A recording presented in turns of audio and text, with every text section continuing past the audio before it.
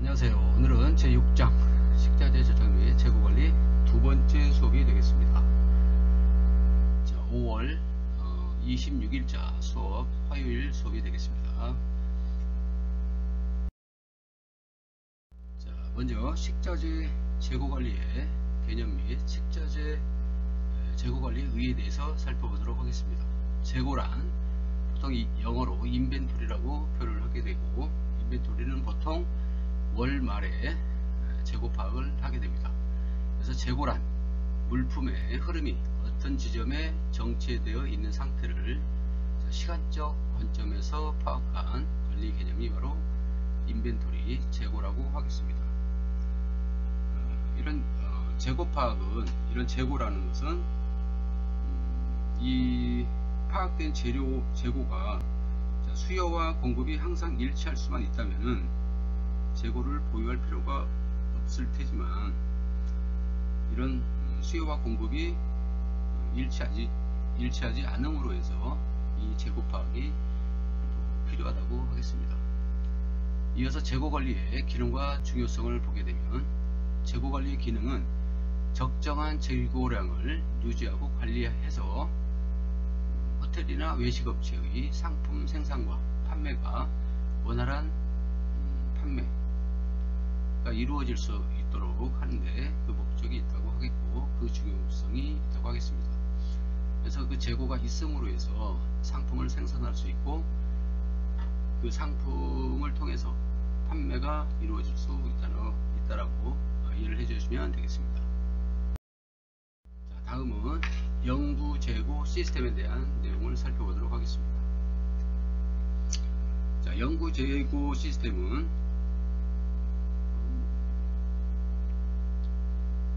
재고 계속 기록법, Perpetual Inventory Method라고도 하고, 영구 재고 시스템은 Perpetual Inventory System이라고도 말을 하고 있습니다.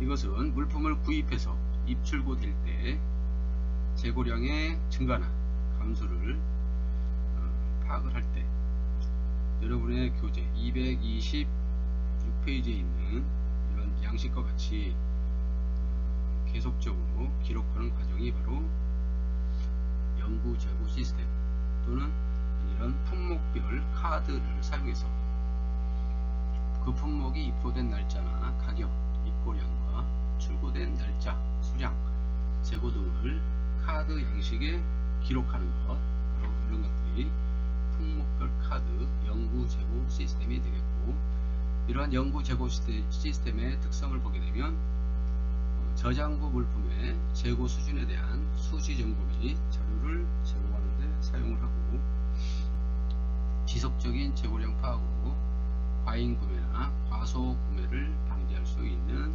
특성이 있겠습니다. 또한 재고 품목별 수시 파악으로 품목의 입고나 출고 변화의 추적이 가능하고, 품목별 선입선출법 재고관리 등에서 이런 관리가 수월하고 용이하다는 것이 특징이 되겠습니다. 그래서 품목별 카드란 빈 카드라고도 표현을 하고, 이런 그 프로그램으로는 바코드나 포스 시스템, 상품이나 식자재에 바코드를 부착해서 바코드 리더기인 이런 스캐너를 이용해서 식자재 또는 상품의 정보를 관리하는 시스템이 바로 품목별 카드를 이용한 시스템이 되겠고, 또 요즘은 이런 대형 유통 조직에서는 RFID, Radio Frequency Identification 이라는 시스템을 운영해 가지고 주파수를 이용해서 무선 바코드 시스템으로 상품의 바코드 대신 소형 테이프나 작은 추적 장치, 전자 태그 같은 것들을 붙여가지고 코드 리더기 앞으로 지나가면은 리더기가 주파수를 발사해서 상품의 정보를 파악하는 시스템, 바로 이런 것들이 품목별 카드를 이용한 영구 재고 시스템이라고 할 수 있겠습니다. 자, 다음은 재고관리 유형 중 영구 재고 시스템, Perpetual Inventory System 양식에 대해서 살펴보겠습니다. 여기에는 품목별 카드 또 연구 시스템의 양식을 보게 되는데, 여기에는 아이템과 퍼치하지 개수, 구매 개수와 또 입고 개수, 또 이 품목에 필요한 부서 등을 작성을 해서 여기에 날짜와 입고와 출고 등의 내용을 기록을 데일리별, 날짜별로 작성을 하게 되는 것이고, 오른쪽 6-4의 품목별 카드 양식을 보게 되면은 재고 번호와 품목이나 상품명, 크기 등을 일자별로 입고량과 출고량, 재고량 등을 작성해서 매일매일 기록하는 것이 바로 이런 품목별 카드, 연구 재고 시스템의 양식 카드가 되겠습니다. 자, 다음은 실사 재고 시스템에 대한 내용을 살펴보도록 하겠습니다. 자, 실사 재고 시스템의 내용을 보게 되면 재고량 및 재고 가치를 계산하는 간단한 계산식이 되겠고, 이 실사 재고 시스템의 계산식을 보게 되면 전월 재고량과 재고액, 돈과 수량을 말하겠죠. 전월 재고량과 재고액을 실사기간 내의 구매액과 구매량을 더해 가지고 나오는 것이 바로 실사기간 내의 총재고량 및 총재고 금액이 되겠습니다. 여기에서 현 재고량과 현 재고액을 빼게 되면 실사기간 내의 총 사용량이 되겠습니다. 그래서 전월 재고량, 그 다음에 실사, 매월 파악한 재고량을 더하거나 빼서 실사기간 내의 총 사용량을 파악할 수가 있겠습니다. 자, 다음은 식자재 재고관리기법 중 80-20 재고관리기법에 대해서 살펴보도록 하겠습니다. 자, 80-20 재고관리기법은 80-20 인벤토리 컨트롤 메소드라고 표현을 하기도 하고, 이것은 재고관리와 원가관리 측면에서 접근하고 있는 이론으로서 구매물품의 20%가 전체 구매액의 80%를 차지하고, 이 구매물품의 20%가 매출 원가의 80%를 차지한다는 원칙을 이용해서 재고관리와 더불어서 구매, 검수, 저장, 생산, 판매, 분석 등을 집중 관리하는 방법이 바로 80-20 재고관리 기법이 되겠습니다. 다음은 ABC 재고관리 기법에 대해서 살펴보겠습니다. 자, ABC 재고관리 기법은 품목별로 사용금액을 산출하고 ABC 분석표에 금액이 큰 품목 순으로 배열을 하겠습니다. 또한 품목 순으로 순번을 기입하고 누적된 품목의 백분율을 기입하고 누계 금액의 백분율을 기입합니다. 이어서 누계 품목의 백분율을 가로축으로 하고, 이에 대해서 누계 금액의 백분율을 세로축으로 해서 ABC 분석표에 기재된 자료를 그래프에 옮겨서 여러분의 교재 6-1과 같이 파레토 곡선을 그려서 마지막으로 이들 분류기준에 따라서 표 6-2과 같이 ABC의 3등급으로 분류한다고 할 수 있겠습니다. 그래서 여러분들의 교재 232페이지에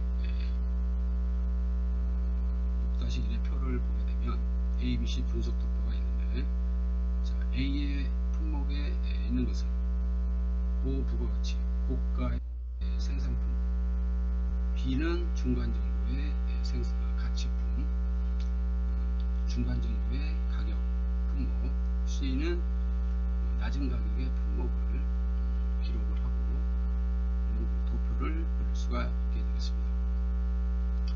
이어서 233페이지에 있는 ABC 등급의 분류를 보게 되면 좀 전에 설명했듯이 ABC 분석표에 따라서 그 품목이 그 가치에 따라서 나눠지게 됩니다. 그래서 A 등급은 고가치품으로서 전 품목에 대한 비율은 10에서 20% 정도지만 총 가치에 대한 비율은 70에서 80%가 되고, B 등급의 중간 정도의 가치품은 경우는 20%에서 40% 정도의 품목에 대한 비율이 되지만 총 가치에 대한 비율은 15에서 20% 정도밖에 되지 않는다. 이렇게 이해를 해주시면 되겠고, 또한 저가치품은 40에서 60%의 품목에 대한 비율이지만 그 가치에 대한 비율은 5에서 10%밖에 되지 않는다 라고 이해를 해주시기 바랍니다. 그래서 조금 전에 설명했듯이 ABC 분석표, A의 품목 하이 밸류, B의 품목은 미디움 밸류, C는 로우 밸류의 가치를 품고 있는 정도. 그래서 사용량 대비 C의 양이 제일 많게 된다.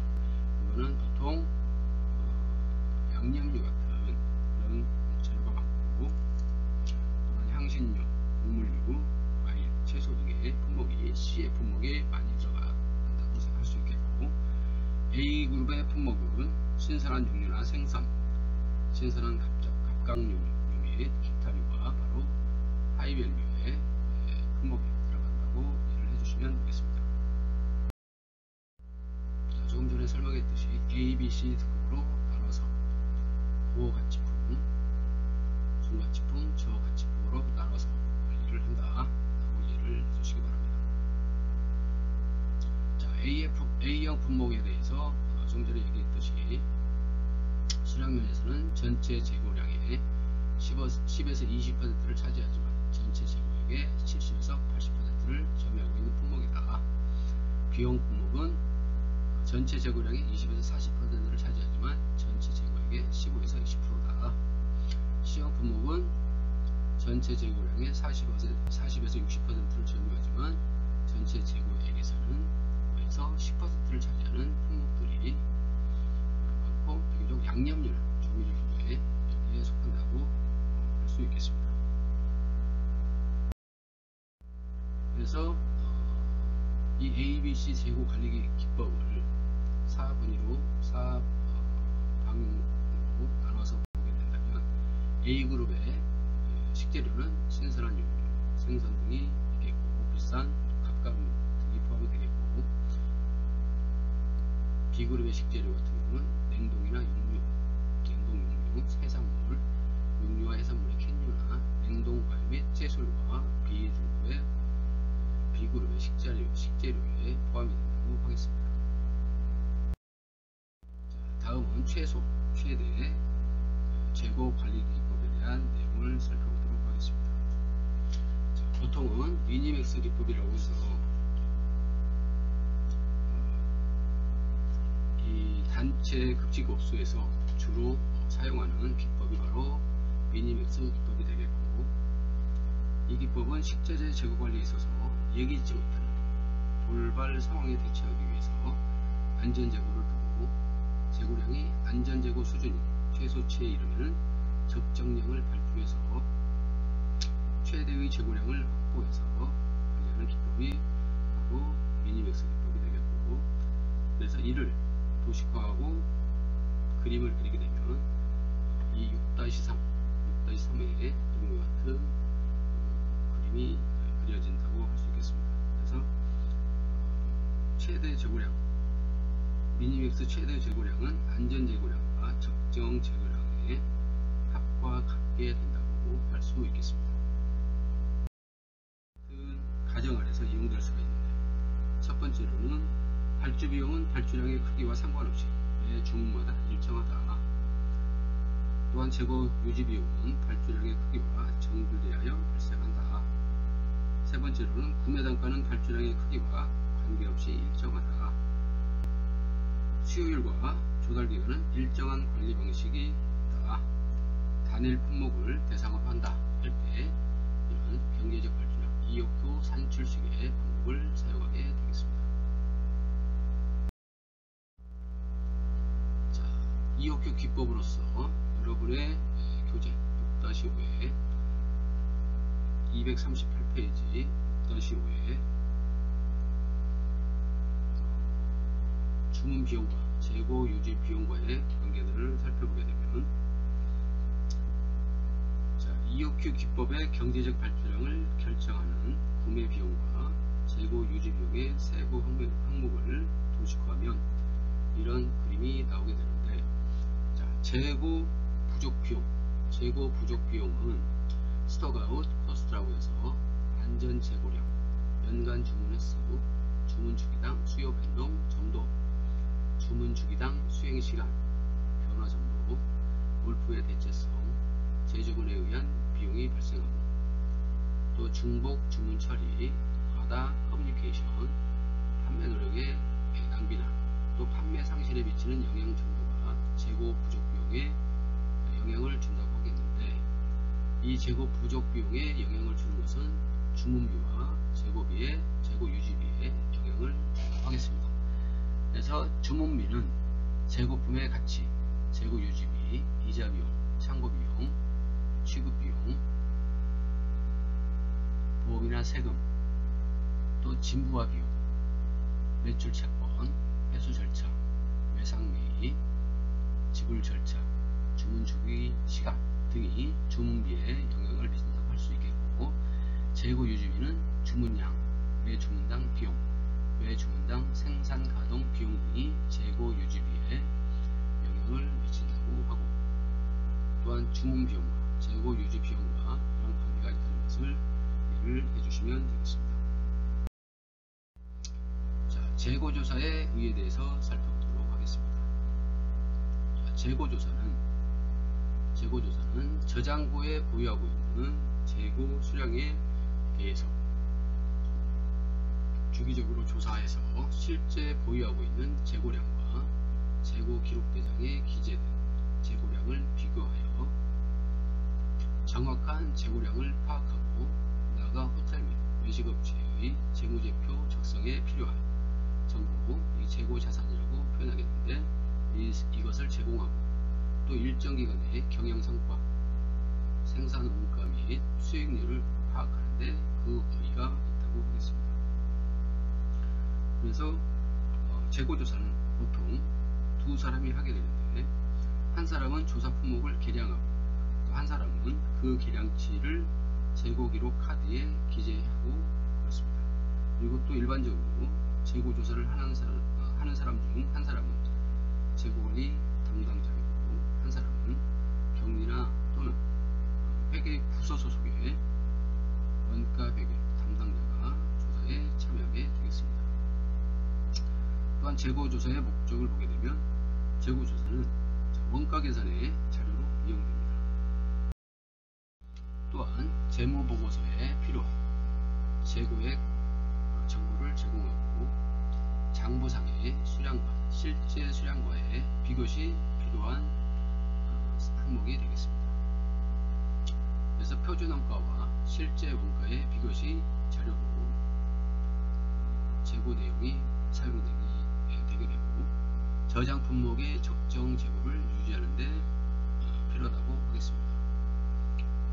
이어서 재고 회전율과 보유 일수 등 재고 관리에 필요한 정보를 제공하고, 슬로우 무빙 아이템과 슬리핑 아이템을 파악해서 필요한 조치를 강구하는 데 이용을 한다고 하겠습니다. 그래서 슬로우 무빙 아이템과 천천히 쓰는 아이템, 천천히 쓰는 식재료, 그리고 장기간, 일정 기간 사용하지 않는 품목을 파악하는 것, 슬리핑 아이템을 파악해서 필요한 조치를 강구하는 데 이용이 된다고 했는데, 자, 이러한 슬로우 무빙 아이템과 슬리핑 아이템을 이용해서 데일리 주방장 메뉴를 판매를 하거나, 그래서 재고를 정리하는 방법이 있겠고, 이런 내용들, 재고량이 얼마만큼 보유를 하고 있느냐에 따라서 매일 그 책임자는, 주방장은 메뉴 관리나 신메뉴를 개발함으로 인해서 그 재고에 대한 메뉴를 개발함으로 해서 재고 파악과 재고 정리를 같이 할 수 있다는 것이 목적이 되겠습니다. 자, 재고 가치의 평가 방법으로 취득원가법 중 개별법과 선출법이 있겠습니다. 먼저 개별법은, 여러분들의 표 6-7의 개별법을 보게 되면, 8월 8일날 입고된 30개의 수량, 단가가 100원짜리가 금액이 3만원, 그리고 8월 9일은 20개, 단가는 110원, 금액은 22,000원, 8월 11일은 입고가 50개인데 단가는 120원, 금액은 6만원이다. 그래서 총 합계가 112,000원이 입고됐다면 출고는 개별적으로 파악해서 사용을 한다. 그래서 8월 8일날 입고한 품목 중 20개를 출고를 했고 단가는 100원, 또 금액은 2만원어치를 사용을 했다. 그래서 입고된 30개 중 20개를 사용하고 재고는 10개가 남았다 라고 표를 하고, 또 8월 9일날 입고된 20개 중에 20개를 쓰고 20개를 출고를 하고, 또 단가가 110원짜리의 품목을 20개를 사용했다면 22,000원어치를 사용했다. 또 8월 11일날 입고된 50개의 품목 중 120개에 해당하는 단가의 금액이 6만원이었는데 그 중에 8월 11일의 경우 30개를 사용하고 그중 50개 중에 30개를 사용한 금액은 36,000원이다. 그래서 이 출고된 금액과 또 입고된 품목에서 출고된 품목의 금액을 뺀 나머지의 재고 금액, 그래서 34,000원이 되겠습니다. 그래서 선입선출법의 경우에는 여러분의 교재 6-8의 표를 보게 되면 선입선출법의 경우에는 먼저 입고된 품목을 먼저 사용을 한다 라는 것으로 이해를 해주시면 되겠는데, 8월 8일날 입고된 30개의 수량과 단가가 100원인 3만원어치의 물품을 먼저 8월 10일날 사용을 할 때 먼저 들어온 것을 먼저 사용을 한다. 그리고 8월 9일날 들어온 20개의 품목에 대해서 그 다음에 8월 14일날 사용을 할 때 8월 9일날 사용한 품목과 또 8월 10일날 입고된 품목을 8월 14일날 필요한 양만큼 사용을 하고 그 나머지 금액이 재고로 남게 되는 것이 바로 선입선출법이 되겠습니다. 자, 다음은 후입선출법이 되겠습니다. 자, 후입선출법은 8월 8일날 입고된 물품에 대해서 30개와 단가가 100원, 3만원의 물품이 입고가 됐다면 후입선출법의 경우에는 나중에 들어온 물품을 먼저 사용하는 8월 10일날 출고할 경우 나중에 들어온 물품을 먼저 쓰는 후입선출법의 방법으로 사용을 하고 나서 나머지 금액을 재고로 32,000원에 대한 재고로 담는 방법이 바로 후입선출법이 되겠습니다. 자, 다음은 최종 원가법이 되겠는데, 최종 원가법의 경우는 재고 금액을 산출할 때 가장 최근에 구입한 단가를 적용해서 평가하는 방법이 최종 구매 원가법, 최종 취득 원가법이 되겠습니다. 그리고 또는 최종 구매 가법이라고 표현을 하기도 하고 최종 매입 가법이라고 표현을 하기도 합니다.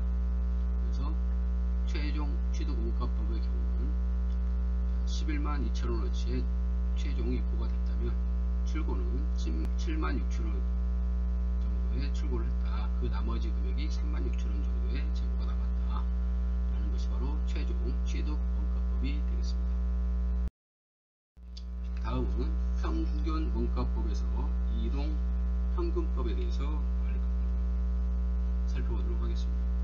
자, 이동 평균법은 어떠한 품목이 입고되는 가격을 앞서 입고된 가격에 대해서 2로 나눈 값을 출고 단가에 적용하는 방법이 바로 이동 평균법이 되겠습니다. 이어서 가중 이동 평균법은 연간 회계 초에서 회계 말까지 사용한 물품의 총 원가를 계산할 때 사용하는 방법으로 주로 재무회계의 목적으로 사용되고, 이 방법은 어떤 한 품목의 총 구매 가격을 총 구매 수량으로 나눠서 재고 가치를 구하는 것이 가중 이동 평균법이 그래서 세 개의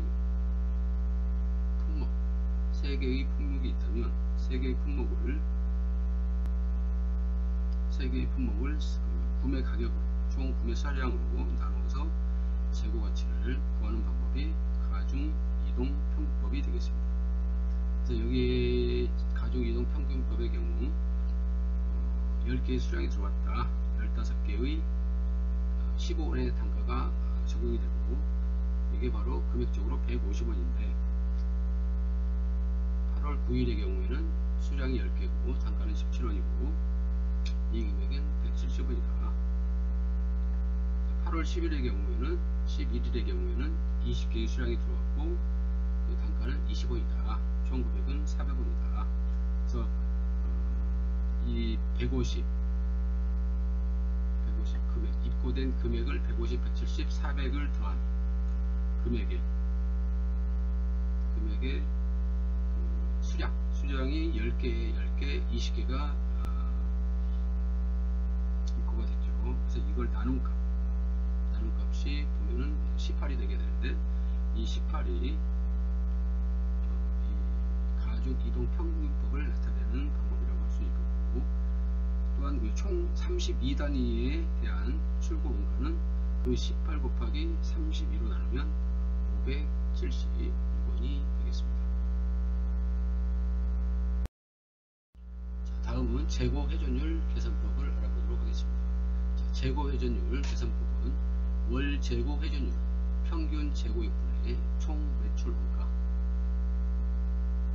그래서 월 재고 회전율은 평균 재고액이 얼마만큼 나왔냐, 그 금액을 총 매출 원가로 나누면 월 재고 회전율이 되겠고, 총 매출 원가는 월 초 재고량 플러스 단기 매입에서 월말 재고를 마이너스 빼면 총 매출 원가가 나오겠고, 월 평균 재고는 월 초 재고량 플러스 월말 재고량을 더한 값에 2를 나누면 월 평균 재고가 되겠습니다. 월 초 재고는 영어로 오프닝 인벤토리, 비기닝 인벤토리라고 표현을 하기도 하고, 월말 재고는 클로징 인벤토리, 엔딩 인벤토리라는 표현을 쓰게 됩니다. 그래서 보통은 월 초 재고, 월말 재고 이렇게 용어를 이렇게 쓰지만, 보통 월말에 재고 파악을 해서 그 재고 파악된 양을 바로 월 초에 적용하는 케이스가 많다고 하겠습니다. 자, 재고 회전율에 대한 내용을 살펴보도록 하겠습니다. 자, 재고 회전율은 일정 기간 동안 저장고에 보유하고 있는 재고량이 과다한지 적정한지를 종합적으로 판단하기 위한 지표가 되겠고, 재고 회전율을 검표하고, 그래서 재고 회전율이 높다면 현재의 재고 수준에 문제가 없음을 의미하고, 낮다면 현재의 재고량이 많음을 의미한다고 하겠습니다. 또한 보유 재고가 과다할 경우에는 손실을 초래하게 되는데, 식자재의 재고 회전율이 낮아서 품질 저하로 연결이 되고, 과다한 자본이 재고에 묶이게 돼서 자본 비용이 증가하게 됩니다. 또한 재고 유지 및 관리비가 증가하게 돼서 회사에 이런 관리비 증가를 초래하게 되고, 또한 자본의 기회비용이 발생하고 저장 공간을 필요 이상으로 차지함으로 회사 입장에서는 손실이라는 표현을 쓰게 되겠습니다. 또한 보유 재고가 과소할 경우에는 재고가 소진돼 가지고 생산해야 될 상품 생산에 차질이 있을 때 판매 기회를 상실을 초래해서 매출 저하로 이어지게 되겠습니다. 자, 재고 수준에 영향을 미치는 요소는 식자재 구매 시장의 공급 상황은 재고 보유량에 영향을 준다고 하겠습니다. 식자재 유효 기간과 또 식자재를 주문해서 납품되는 기간, 조달 기간은 재고량 보유에 영향을 준다고 하겠고, 계절적인 요인, 식자재 구매 시장의 구입 가격 변화도 재고량 보유에 재고에 영향을 준다고 하겠습니다. 그래서 그 재고 수준, 재고량은 계절, 유효기간, 납품되는 기간, 또 구매시장의 공급 상황, 또 구입 가격 등을 파악해서 재고 수준을 유지하거나 보유를 해야 된다고 하겠습니다. 자, 재고 관리에 사용하는 용어는 파스타, 그 다음에 주문기간, 재발주점, 최대 보유량, 최소 보유량, 안전 재고 등이 재고 관리에 사용하는 용어가 되겠는데, 자, 파스타의 경우에는 보유량이 되겠고, 주문기간은 리드타임이라고 표현을 하고, 재발주점은 리오더 포인트가 되겠습니다. 최대 보유량은 최대 재고량이라고 표현을 하고, 최소 보유량은 최소 재고량이라고 표현을 하기도 하는데, 자, 파스타의 경우, 자, 파는 어떤 기준을 의미함으로써 다음과 같이 여러가지 뜻으로 이해를 한다고 하겠는데, 자, 항상 보유하고 있어야 할 어떤 품목에 대한 재고 보유량을 파스타, 파라고 표현을 하기도 합니다. 또한 보유하고 있어야 될 어떤 품목에 대한 최대와 최소 보유량을 말하기도 하고, 주문한 어떤 품목이 입고되었을 때의 최대량이 파스타이라고 표현을 하게 되겠습니다. 자, 리드타임의 경우는 어떤 품목을 주문해서 입고까지 소요되는 기간을 의미하고, 조달기간 또는 공급기간이라는 용어를 쓰게 되겠습니다. 자, 재발주점의 경우에는 재주문이라는 표현을 쓰게 되는데, 일반적으로 주문기간 동안 사용된 양의 안전재고를 더하면 그 품목의 재발주점이 되겠습니다. 주문기간 동안 사용될 양은 일평균 소비량 곱하기 주문기간 일수로 산출하면 되겠는데, 일평균 소비량이 30kg 썼냐, 30kg가 며칠을 썼냐, 그래서 주문기간 일수로 곱하면 재발주점이 나오게 되겠습니다. 최대 보유량의 경우에는 어떤 품목을 재발주한 품목이 저장고에 입고되었을 때 그 품목의 최대 보유량이 되겠고, 최대 보유량은 어떤 저장 품목의 안전 재고의 재발주량을 더한 그 양, 그 금액이라고 표현할 수도 있겠습니다. 최소 보유량의 경우는 어떤 품목의 최소 보유량이라는 것은 보통 안전 재고의 보유량을 의미한다고 하겠습니다. 그래서 최소 보유량은 안전